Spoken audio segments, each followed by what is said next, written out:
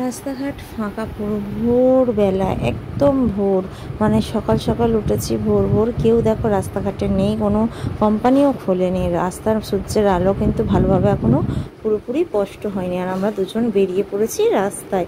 আমার তো অবস্থা মানে একদমই খারাপ, ঘুম ছাড়ছিল না। তাও যাওয়ার কথা ছিল এক জায়গায়, তো সেখানেই যাচ্ছি। পাড়ায় 2-4টে মাসিরা একটু কাজে যায় ভোর ভোর, তারাই বেরিয়েছে। আর রাধে রাধে বন্ধুরা, আশা করি তোমরা সবাই ভালো আছো। আমি খুব ভালো আছি। অনন্যার প্রিয়াঙ্কার ভিডিওতে তোমাদের অনেক অনেক স্বাগত। আজকের হচ্ছে রান্না পুজোর 2-3 দিন আগে। দেখো আমার মুখের অবস্থা কি। আমাদের রান্না পুজো আছে, তো আমরা এখন বেরিয়েছি মাছ কিনতে মাছের বাজারে। যাদের রান্না পুজো আছে তারা যেন ইলিশ মাছ ছাড়া রান্না পুজো হয় না। তো আমাদের ইলিশ মাছ আর চিংড়ি মাছ দুটোই লাগে রান্না পুজোয়। তো এখানে দেখো আড়তে এসছি আমরা মাছ কিনতে। আড়তে কত কত মাছ।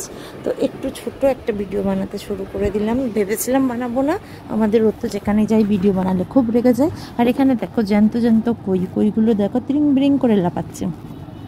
জ্যান্ত কই লাফিয়ে তো চলেই আসছে, আমি তো ধরছি না। এখান থেকে এই চিংড়ি মাছটা নিয়েছিল, বড় বড় চিংড়িটা, আর ওইদিকে নিহেরে মাছটাও নিয়েছিল ঘরে খাওয়ার জন্য। আর এখান থেকে ইলিশ মাছ নিয়ে নিয়েছিল। আর তারপরে আর কিছু নেয়নি। একটা কাতলা কাটা নিয়েছিল, এই রুই মাছ নিয়েছিল, বড় একটা রুই নিয়েছিল। এই যে এই রুই নিয়েছিল একটা। ওখানে না অনেক দাম কম হয়, তো আমরা প্রতিবারে রান্না পুজো এখানেই বাজার করতে আসি। আর বাড়িতে যাওয়ার সময় দেখলাম সবজি বাজারগুলো কি কম দাম। শসা না এক পাল্লা মানে 5 কিলো 100 টাকা, আর আমরা কিনি 60 টাকা, 40 টাকা, 50 টাকা। তার মানে কতটা দাম বলতে বুঝতে পারছো তো, ডবলের বেশি দাম। এখানে অনেক সবজি কিন্তু 5 কিলোর কমে দেয় না, ওই জন্য কিনতে পারিনি। কেন 5 কিলো সবজি কিনে তো আর এখন কিছু হবে না। এখন প্রায় রান্না পুজোর 2-3 দিন বাকি আছে। তো 2-3 দিন আগে থেকে যদি আমি সবজি কিনে রাখি, নষ্ট তো হয়ে যেতেই পারে। তার থেকে ভালো 5 কিলো আমাদের লাগে না। আমাদের যে কোনো সবজি 1 কিলো করে কিনলেই হয়ে যায়। 1 কিলো থেকে 2 কিলো, এর বেশি কিন্তু লাগে না।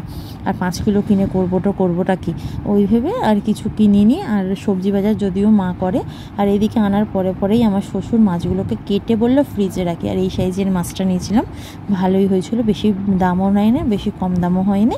তো আমরা এই বেশি দামেরও কিনি না, আর একদম কমেও কিনি না, তো এরকমই কিনি। তো চলো, ছোট্ট ভিডিও কেমন লাগলো অবশ্যই জানিও। ভালো লাগলো অবশ্যই লাইক কমেন্ট শেয়ার করবে। দেখা হচ্ছে একটা নতুন ভিডিওর সাথে। তো চলো টাটা। যারা চ্যানেলে নতুন আছো চ্যানেলটা সাবস্ক্রাইব করে দিও। টাটা।